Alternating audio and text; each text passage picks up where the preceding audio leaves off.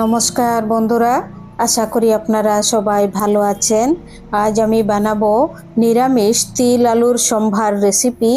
দুর্দান্ত সুস্বাদু এবং খুব সহজ এই রেসিপিটি।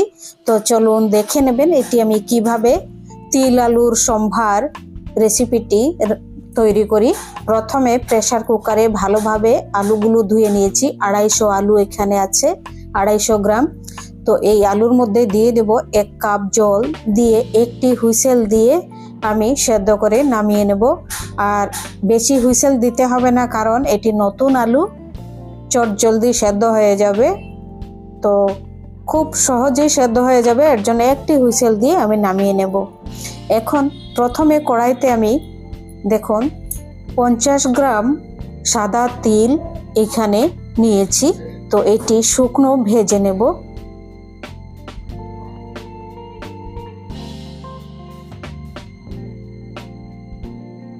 এটি বেশি সময় ভাজবো না, শুকনো ভেজে তারপর এটি অল্প একটু ঠান্ডা করে আমি বেটে নেব।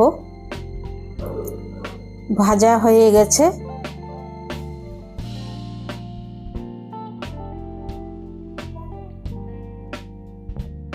খুব ভালোভাবে ভাজা হয়েছে। এবার অল্প একটু ঠান্ডা হওয়ার পর এই যে শিলের মধ্যে আমি বেটে নেব। এটি জল ছাড়া একদম শুকনো পাউডার করে নেব। আপনারা চাইলে মিক্সির জারেও এটি পাউডার করে নিতে পারেন। আমি শিলের মধ্যে এটি পাউডার করে নিচ্ছি।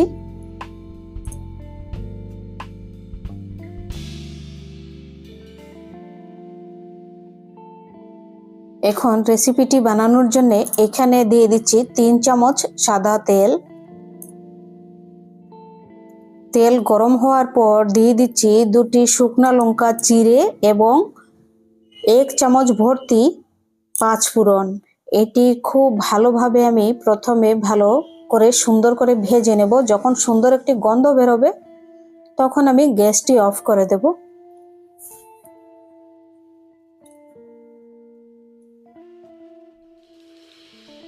ভাজা হয়ে গেছে, খুব সুন্দর গন্ধ বেরিয়েছে। এবার গ্যাসটি অফ করে দেব।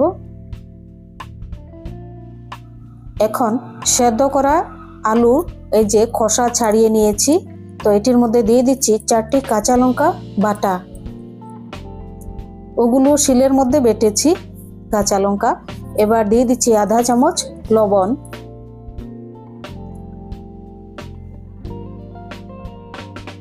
এখন দিয়ে দেব আধা চামচ চিনি। চিনি আর লবণ এবং কাঁচা লঙ্কা যার যার স্বাদ অনুযায়ী দিতে পারেন। এবার দিয়ে দিচ্ছি এই যে পাউডার করে রাখা সাদা তিল। এই সেদ্ধ করা আলুর মধ্যে দিয়ে দিচ্ছি।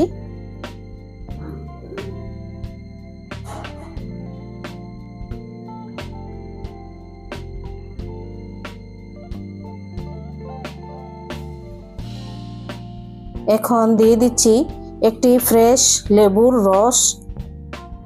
এই লেবুর টুকরোর রসটা, সম্পূর্ণ রসটাই আমি দিয়ে দিচ্ছি এখানে।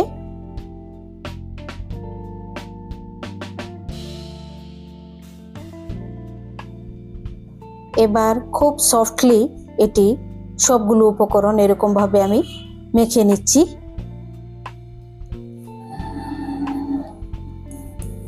একদম সফট ভাবে এরকম মেখে 10 মিনিট আমি এটি রেস্টে রেখে দেব।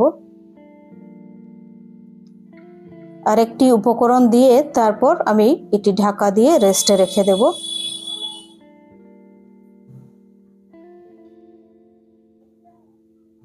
এবার দিয়ে দিচ্ছি বাকি উপকরণটি।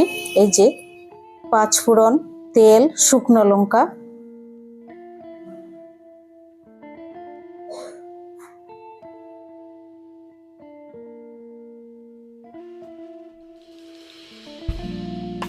সবগুলো এরকম উপকরণ দেওয়া হয়ে গেছে। এবার আমি ঢাকা দিয়ে 10 মিনিট রেস্টে রেখে দেব।